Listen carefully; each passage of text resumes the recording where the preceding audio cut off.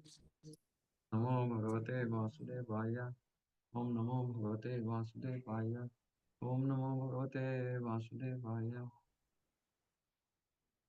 नारायणं नमस्कृत्य नरं चैव नरोत्तमं देवीं सरस्वतीं व्यासं ततो जयमुदीरये। नष्टप्रायेषु भगवतेरुत्तमश्लोके भक्तिर्भवति नैष्टिकी।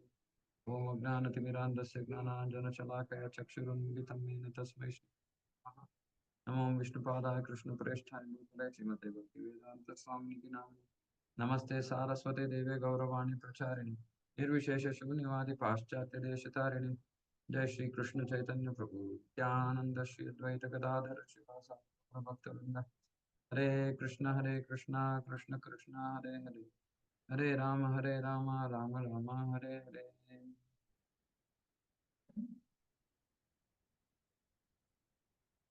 Am I audible? Yes, Prabhuji. Okay. Yes, Prabhu. Canto 4, chapter 21, verse 33. तमेव यूयं भजतात्मवृत्तिभिर्मनोवचक्काय गुणैः स्वकर्मभिः अमायिनः कामदुघाङ्घ्रि पंकजं यथाधिकारावसितार्थसिद्धयः. Maharaj advised his citizens, engaging your minds, words, bodies, and the results of your occupational duties. Mana, vacha, kaya, swakarma bihi, vritti bihi, swakarma bihi. And being always open-minded.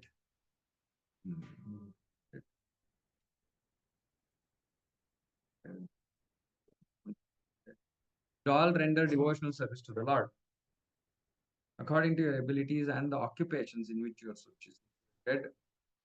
You should engage your service at the lotus feet of the Supreme Personality of Godhead with full confidence, without reservation. Then you will surely be successful in achieving the final objective. So engaging mind, word, bodies, and results of occupational duties, being always open-minded, in the devotion. Engage service at the lotus feet and you got it with full confidence and without reservation, according to your ability or not. Then you will surely be successful in achieving the final objective in your lives. As stated in the 18th chapter of Bhagavad Gita, Swakarmanatam Abhyarcha, one has to worship the Supreme Person of Godhead by one's occupational duties.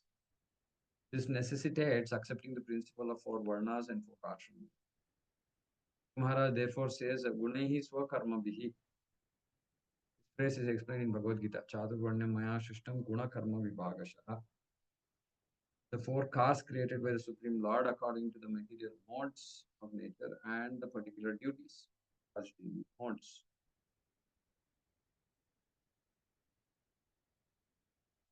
Person who is situated in the mode of goodness is certainly more intelligent than others. Therefore, he can practice the Brahminical qualities, namely truth, Shama, Dama, Titiksha, Arjava, controlling the mind, remaining always clean, practicing tolerance, full knowledge about one's self-identity, and understanding devotion. Brahminical qualities. The truth, controlling sense of mind, remaining always clean, practicing tolerance, having full knowledge. In this way, he engages himself in the loving service of the Lord as an actual Brahmana. His aim to achieve the final interest of life is attained if he engages in this way. His aim to achieve the final interest of life is attained. The important part Prabhupada is saying, and Shastra also says that it has to be, bhakti has to be there. There has to be bhakti, irrespective of what path somebody is doing. So if somebody is engaged in vritti, doing karma, karma yoga, but still bhakti is required to achieve perfection, to achieve the final goal. Similarly, Kshatriya's duties are to give protection to the citizens, to give all his possessions in charity. Yeah. Nowadays, Kshatriyas, so-called administrators, take all the possessions possible, possessions of others if possible. To be strictly Vedic in the management of state affairs, and to be unafraid to fight whenever there is an attack by enemies. In this way, a Kshatriya can satisfy the Supreme Personality of Godhead by his occupational duties. So basically, everybody, by their occupational duties, they are serving Krishna because the Varnashrama responsibilities are given by Krishna. So Brahmana, by his qualities, uh, Patan, Patan, Yajan, Yajan, Dana, Pratigraha, he is pleasing the Supreme Lord.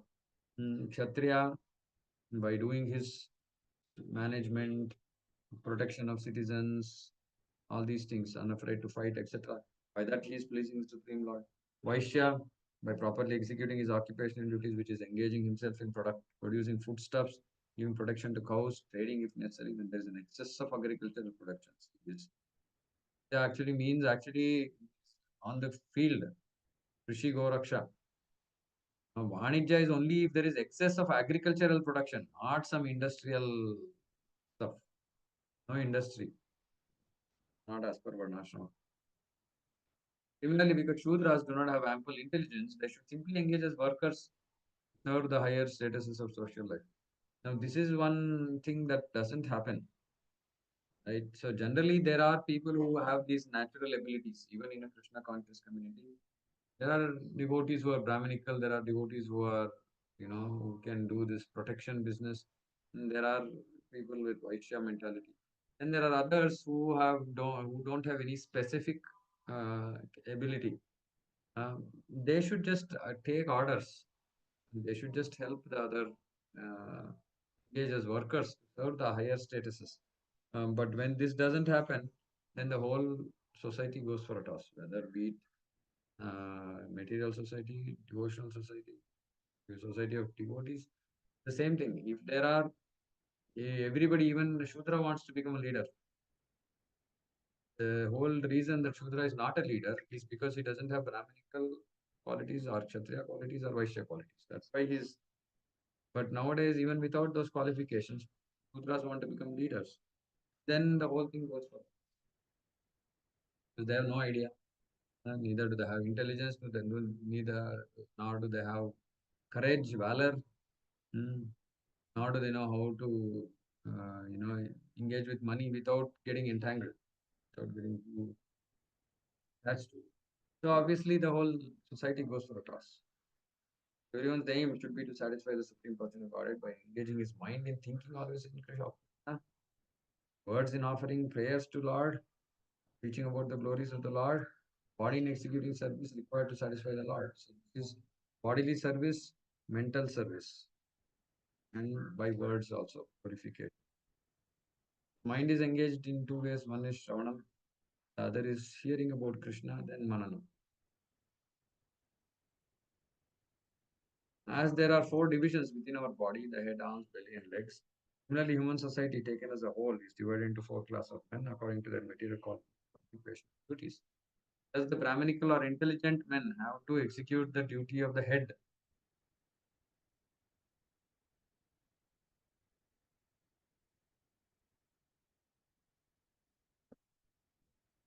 The Kshatriyas The Kshatriyas must fulfill the duty of the arms, the Vaishya class must fulfill the duty of the belly, and the Shudras must fulfill the duty of the legs. In executing the prescribed duties of life, no one is higher or lower. There are such divisions as higher and lower, but since there is actually a common interest to satisfy the Supreme Person of Godhead, there are no distinctions between them. Meaning everybody is engaged in their own service and everybody is working towards pleasing the Supreme Lord. So though because of abilities people have and qualities they have acquired and due to the gunas, there is some sense of higher and lower in terms of responsibilities, but since the goal of everybody is to please Supreme Lord, there are no distinctions. There should not be any distinctions that way.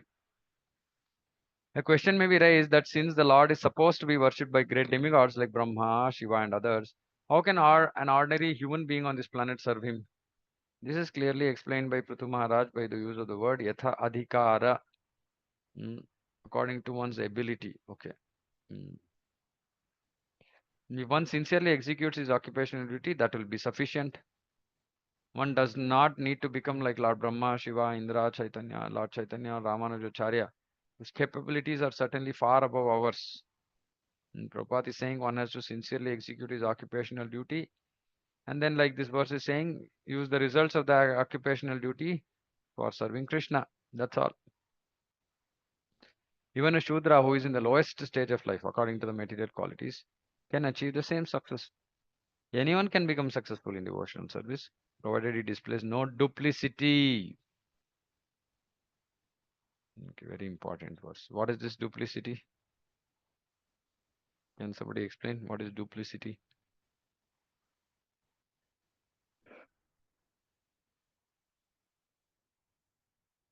Hare Krishna. Anybody? Duplicity? Prabhu is thinking one thing and doing one thing. Yeah, thinking one thing, doing one thing, or uh, talking one thing, thinking something else. Basically, cheating, right? Especially there's one thing which we see in ISKCON a lot, right? Of course, all of this for us is what is the relevance for us in a Krishna conscious society. We see many devotees who externally are very humble. When they're speaking, they're very, very humble, and they're giving so much respect. They'll literally like fall at others' feet. But actually, they don't mean it. They don't really mean it. Then behind the devotee or devotees to whom they're externally offering all these, like they'll speak ill about them. Or somebody saying something, they'll say yes, yes, yes, but they will not stick to it. All this is duplicitous. In front saying, yeah, yeah, everybody is equal. Then at the back, creating groups, groupism. So these things should be avoided. See, one of the qualities of a Vaishnava is he's simple and straightforward. It's very, very opposite of that is this duplicitous. One has to be simple and straightforward. Okay, something is not okay, we should just very humbly, nicely communicate in a way that people can understand. Say, okay, sorry, but this is not, doesn't seem to be right. But we will not say that. We will not. We'll think, oh, this Vaishnava Prad to tell somebody that it's not right, and then we will outwardly we will not say anything. Then inwardly we are, you know, having so many thoughts. It is not all non-Vaishnava qualities. Vaishnava has to be ready to tell the truth. This politics is duplicitous. Not being open is duplicitous. Vaishnava ke Bhakti Siddhanta Saraswati Thakur, His Holiness Jaipatak Maharaj, very, very important instructions. Again, I've been saying this multiple times, but please read Vaishnava ke. Kutinati. Kutinati is duplicitous behavior. Not at all encouraged. Totally, it should be thrown out of a Vaishnava society. So we should never, never, ever be duplicitous. If we are fools and rascals, we should say we are fools and rascals. What are we trying to prove by, externally being something else, internally being something else? Just cheating. That's all. It is explained here that one must be very frank and open-minded. To be situated in a lower state of life is not a disqualification for success in devotional service. The only qualification is that whether one is a Brahmana, Kshatriya, Vaishya, or Shudra, he must be open, frank, and free from reservations. See, Open, frank, and free. Simple, straightforward, open, non-duplicitous. Then, by performing his particular occupational duty under the guidance of a proper spiritual master, he can achieve the highest success of life. Now, this is also another thing. See, many devotees not being open in front of the Guru. Because if we say something, we know theoretically something that we are doing is wrong. So, and then if we say that openly in front of the Guru, then Guru will chastise. So then we will hide it, or we will say something else. So then that is not taking guidance of a spiritual master. Again, that is cheating.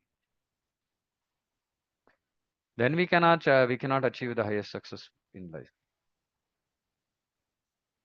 As confirmed by the Lord himself, Triyo Vaishyas Tatha Shudras Tepi Yanti Param Gatim. Does not matter what one is, whether a Brahmana, Kshatriya, Vaishya, Shudra, or a degraded woman. If one engages himself seriously in devotional service, working with body, mind, and intelligence, he is sure to be successful in going back home, back to Godhead. The Lord's lotus feet are described here as Kama Dugangri Pankajam. Because they have all power to fulfill the desires of everyone. Kama Dugha Angri Pankajam. A devotee is happy even in this life because although in material existence we have many needs, all his material needs are satisfied, and when he at last quits his body, goes back home, back to Godhead without a doubt. Now, obviously, the important word here is needs, not wants, desires, hankerings.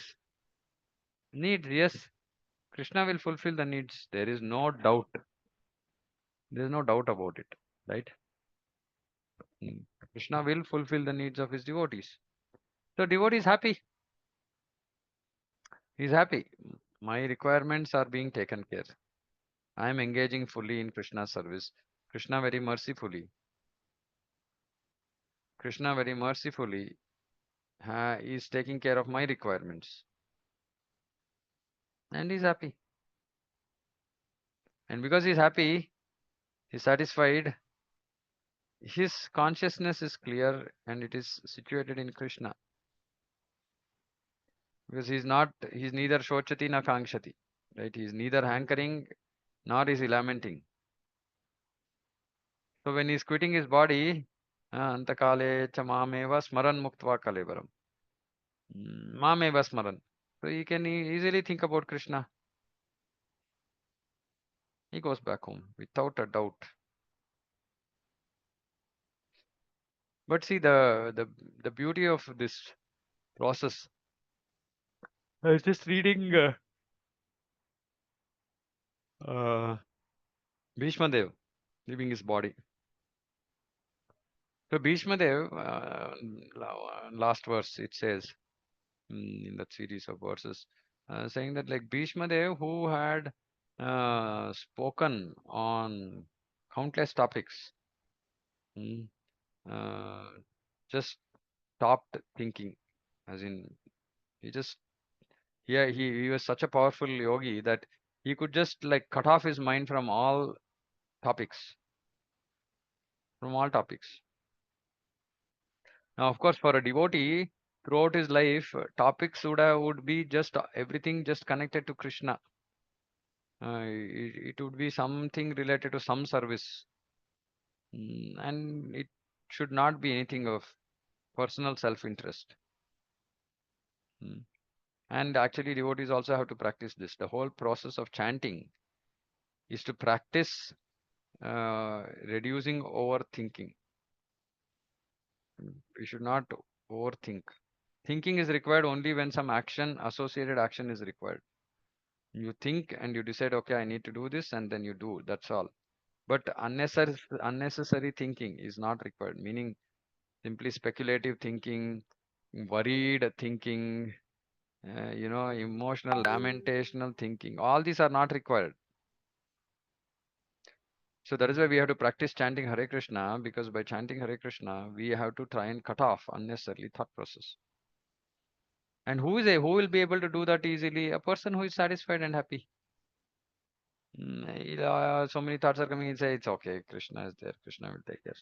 Let me just hear his Nama, Hare Krishna, Krishna Krishna, Hare. Mm. Actually, we think we are entitled to think about so many topics, but it's not required. It's just not required. Half of the things are 90, more than 90% of the things that we are thinking about are not required at all to be thought about.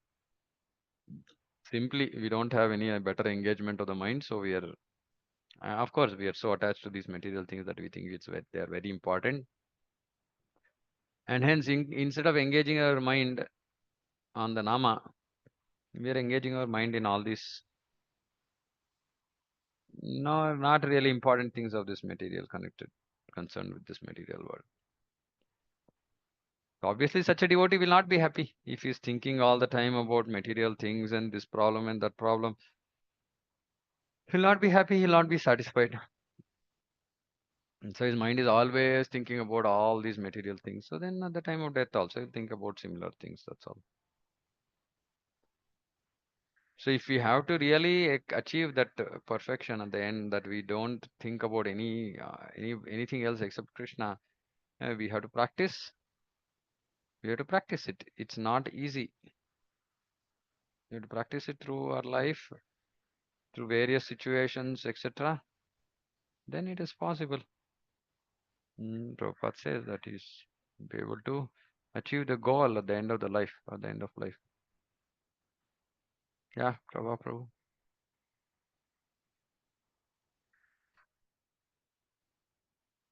Prabhu, you had some question? Okay.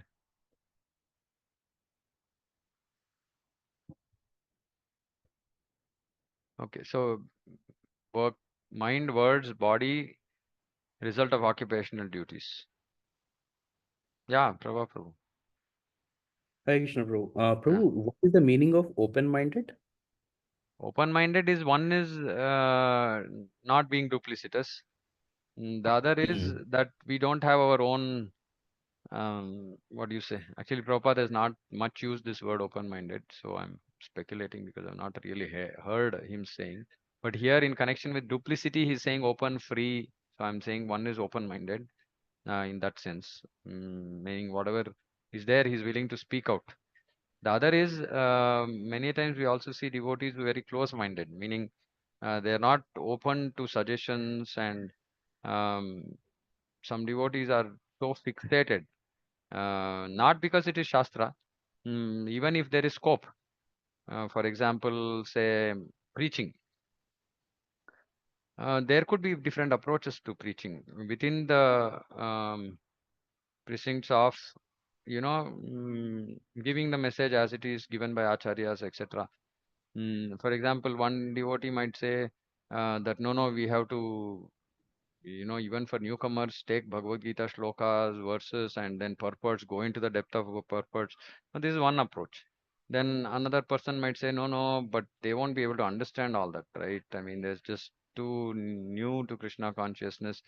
So maybe we should just give them little, only those parts that they can actually consume. Not that we have to deviate or we have to lie, but it's just like KG1 student, first standard student, like that. Whatever they can consume. Now, if these are two approaches by two different devotees, devotee should be open-minded to discuss. Saying, oh, okay, what are the pros and cons? But sometimes we see people are very, very close-minded. It's either my way or highway. That's not good either. So both ways, the second definition is my own definition. I've not heard it in Prabhupada's books, read it in Prabhupada's books, but he, in this context, open-minded seems more closely associated with not being duplicitous and being open and free. But we can understand in both ways. Yeah. Okay, Prabhu. Right. Prabhu, one more thing. Yeah. Yeah, go ahead, Prabhu. Yeah, no, go ahead. Prabhu, I have found a lot of difficulty due to this nature of mine, where I actually prefer not having any duplicity and saying the direct thing to the people. And I have faced a lot of difficulty. I sometimes felt like axe to my own foot when I told Ah. something in straightforward way, both in devotees and in my professional life. I have faced a lot of difficulty. So Yeah. how to See, balance this tendency? duplicitous just means that we should not have something in mind and say something else. One of the considerations can also be that we are not saying anything at all in a situation. That is also not duplicitous, right? Because you see, there is also something about how to manage a situation, which is also something that we have to learn, right? Um, doesn't mean that we are always, with a gun in hand and just shooting everybody around us, right? And there is time and place for everything.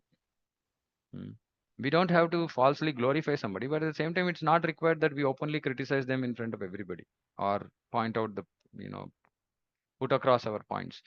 There is a way of dealing with people and situations, and that we have to learn. That is, comes with age and maturity, possibly, right? And mm, yeah, initially maybe we might all be very too, bluntly straightforward. But that also there is a way to present things. Like Prakashananda Saraswati says, right? Oh, Prabhupada used to say this so many times. Oh, sir, you're such a great person, but yeah, whatever, everything you learned is nonsense. Please give it up. It's like that. To tell the truth can also be said in a way that can be consumed by the other person. For which we have to be, one second. My mom is coughing continuously. Yeah,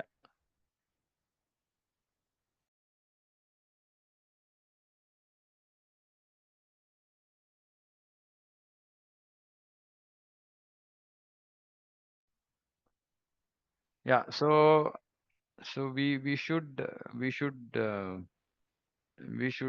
be conscious about uh, people, situation, time, place. Mm. So duplicitous just means that, yeah, somebody is doing something wrong. It's not that we will just keep quiet because we think that it's not right, right? And we won't say, oh, you're so great, oh, everything that you do is nice, and then in the mind we are thinking, no, no, no, this person is wrong, this is not correct, that is not correct. Not like that.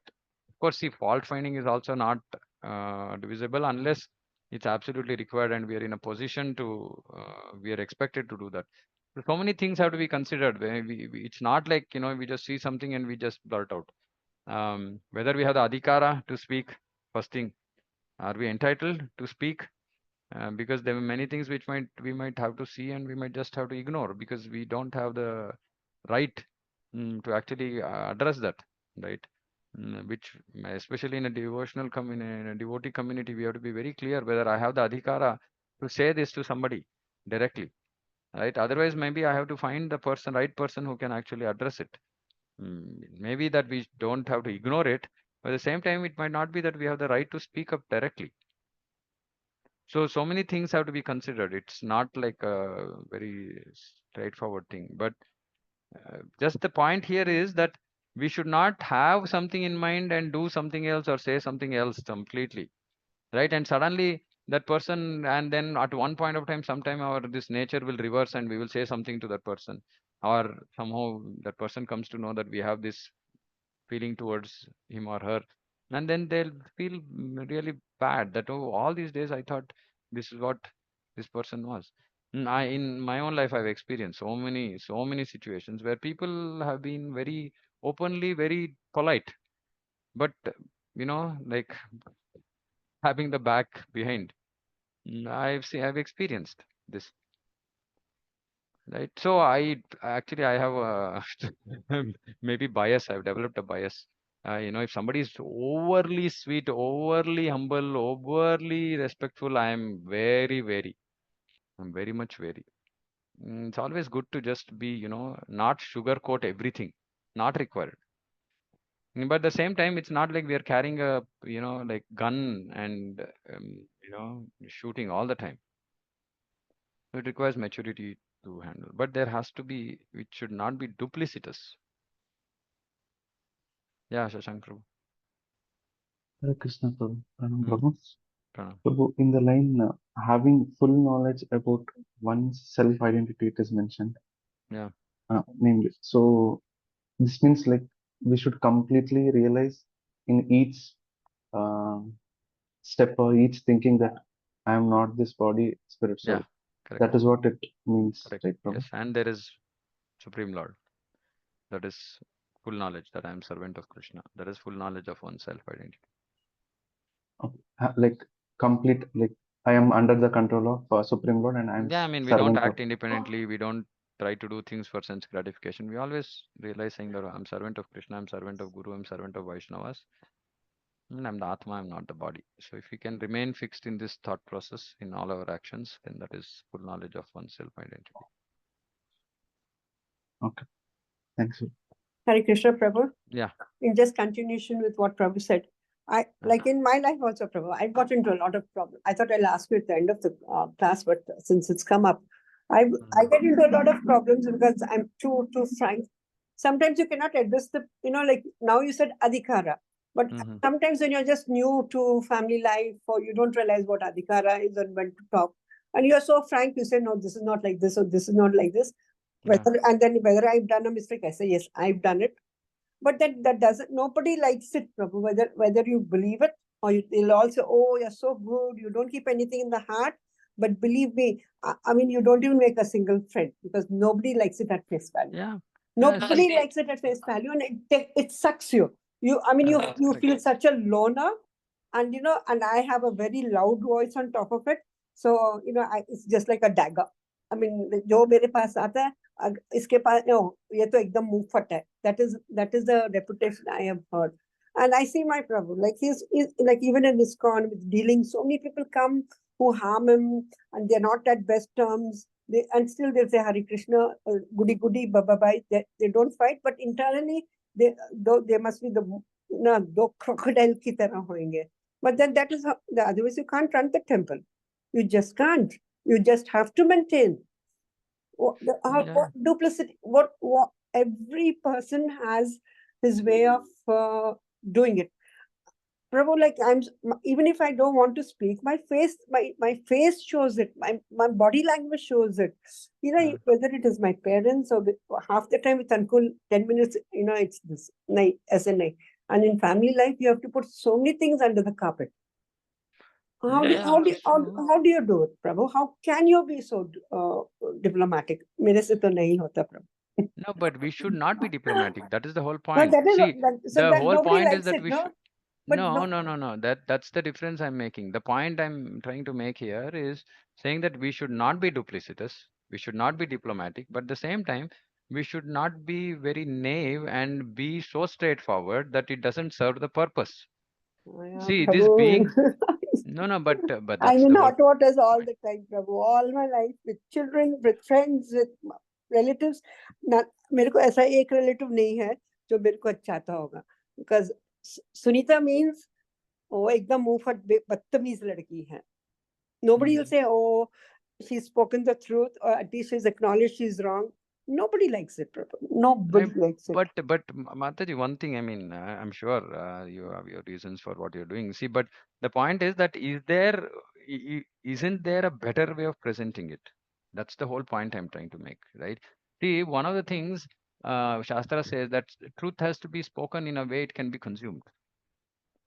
It's not required that it always, that's why I'm saying it's not that we are carrying a Sten gun on our shoulder and all the time firing out, right? I mean, I used to be like this, so I can actually speak, right? I used to be like this, and I realized saying that today I'm able to actually achieve more than what I used to do before when I was just firing everything, you know. It's still the same values, the same things that, same rights, same wrongs, everything is same, but the approach has changed.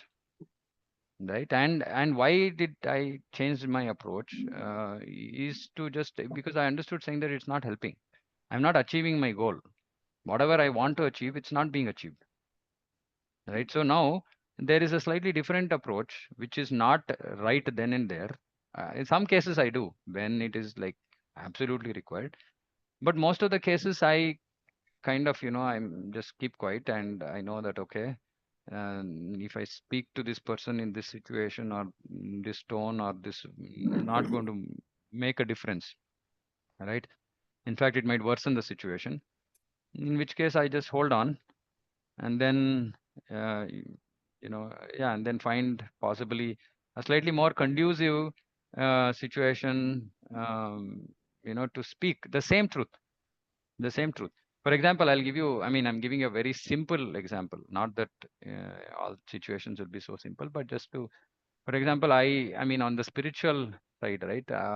I don't like devotees not being able to do their basic sadhana, and I just feel they're not like just serious at all, right?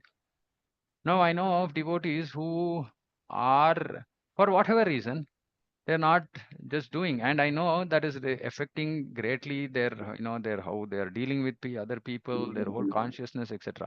Now, previously, if I would have just openly, just like in front of everybody, said, you're like this because you don't read every day Prabhupada's books. Right now, I figured that actually it doesn't help because the person feels bad, then gets affected, then multiple things, relationship gets strained, then overall goal is not achieved. So now instead of just blurting in, just without considering time, place, circumstance, then it's the same thing. I want to make sure that that person, the devotee, gets across the message, but I find a very conducive or I will kind of trick the person. Trick meaning transcendental tricking. For example, somebody is not reading, so then I'll make him preach. So I'll say, okay, tomorrow, next week you have to speak on this topic for 10 minutes. Now what happens? Obviously, the devotee has to now read without me having actually spoken exact words that I would have otherwise done previously. Right? So it's not that it doesn't have to be like exactly same words that that are there in the heart, saying that, yeah, what are the words in my heart saying that this person is not going to make spiritual progress if he doesn't read Prabhupada's books every day. That's what my feeling is, but I can't exactly say that because it's not going to achieve the purpose. But the purpose is to actually make the devotee read Prabhupada's books. So what do? Put some responsibility on that person such that he ends up reading. I'm just giving one example, right? Like I'm sure if we are a little bit more tolerant, um, there could be more better ways of communicating the same truth without necessarily hurting people. At the same time, also not holding back. See, it's also, I don't think it's right to not tell the truth because others are doing politics or whatever, right? I mean, it's not that we have to participate in the politics. That I don't believe at all. I absolutely don't believe because I see that things keep getting complicated and complicated, and then eventually nobody knows what is the situation at all because it's just become so complicated. Right? I can't function in that kind of system at all. So I simply either I come out of such a system or I make sure that I clearly set at least some expectation saying that let's not just keep saying something, doing something else all the time because it's not going to work. It's going to trouble me, it's going to trouble the situation, it's going to trouble everybody. Right? Of course, I mean there could be challenges in that, but yeah, but this is at least what I understand. Okay, yeah. Anybody Prabhu, else? Yeah. Hare Krishna, Prabhu. Yeah. I mean, what you said, the key word is tolerance. Like when I was growing up, my mother used to say, "Samjhota karna chahiye." Surdas को ये मत पूछो वो अंधा क्यों है, अरे अंधे को अंधा मत बोलो, उसको आराम से बोलो सूरदास जी क्या कैसे. My like there was some see they are अनपढ़ औरतें होती थी, but they used to know a lot of proverbs and they say why mummy saying this, be समझौता करो, समझौता करो, be tolerant. Say everybody's level of tolerance is not so much, and sometimes, Prabhu, in situations you cannot just be tolerant. What has to be, this is very very debatable, and I think it's from person to person.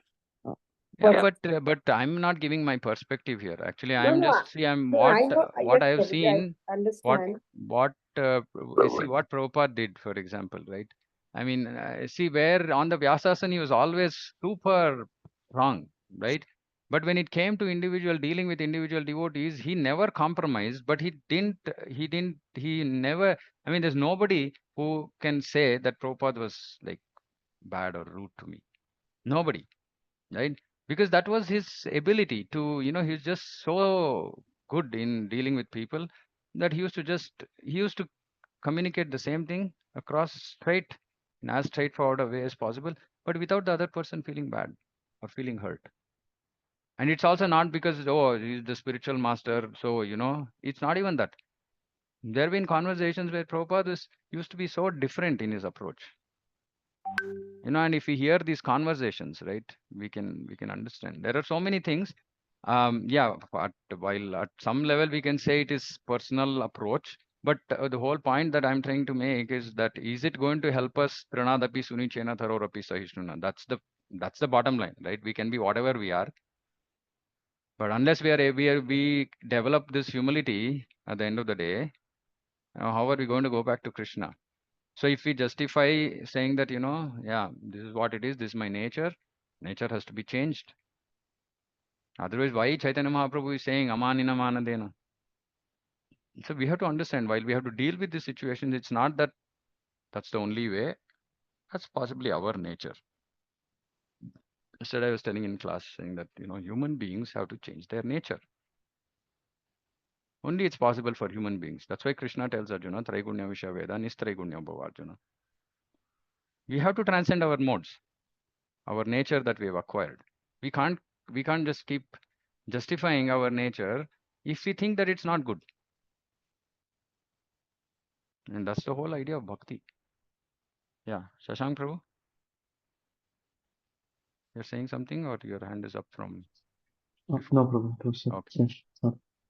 Okay, I need to run. I need to go elsewhere. So we can continue the discussion some other time. Hare Krishna Prabhuji. Prabhuji, pranam. I was just telling her, if you become devotee, you have to change nature. Human being can't change nature. Correct. You are surrendering to Krishna, then you have to change your nature. Right? Yes.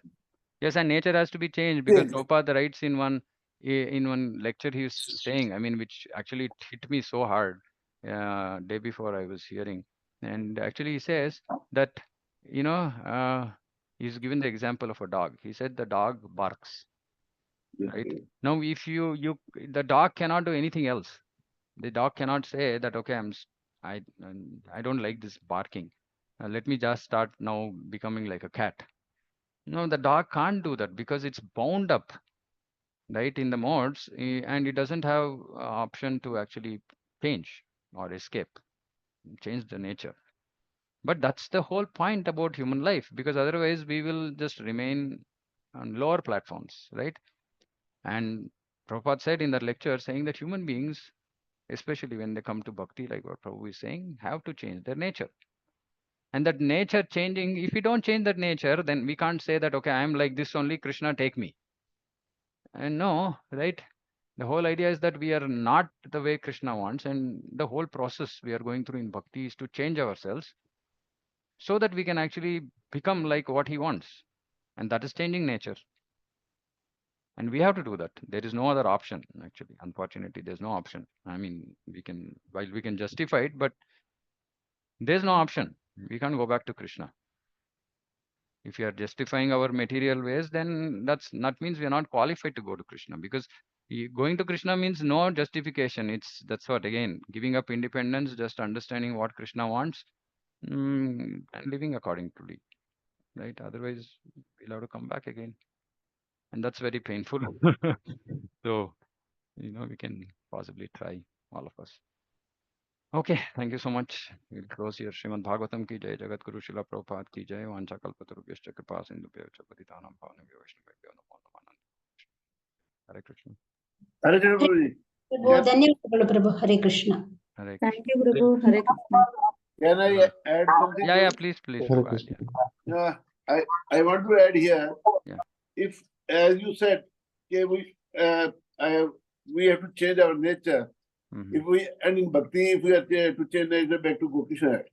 So then, if we are sincere with books and in bhakti, automatically our nature has to be Yeah. changed. Right? Yeah, absolutely. Automatically our nature will be changed. Will change, yes. Yeah. Yeah. No, completely, absolutely, right? And that's the whole process of, that's why in this verse also, Prthu Maharaj is saying, mind, words, and body engage in devotion, sincerely in devotion. If we engage sincerely in devotion, automatically this nature and all this get like, just washed away. We should all experience change in heart. That's the whole process of bhakti. Because it is very difficult to change nature, because whatever nature is there, for that purpose only fight is there. If our nature changes, there is no fight. Yeah. So changing nature is difficult. So if we are sincere in bhakti, automatically it will change. Yes. Thank you, Prabhu. Yeah. Sorry, I disturbed actually. No. It's a good conclusion for the discussion actually. If you're sincere in bhakti, our nature will change. That's the conclusion. Yeah. Thank you.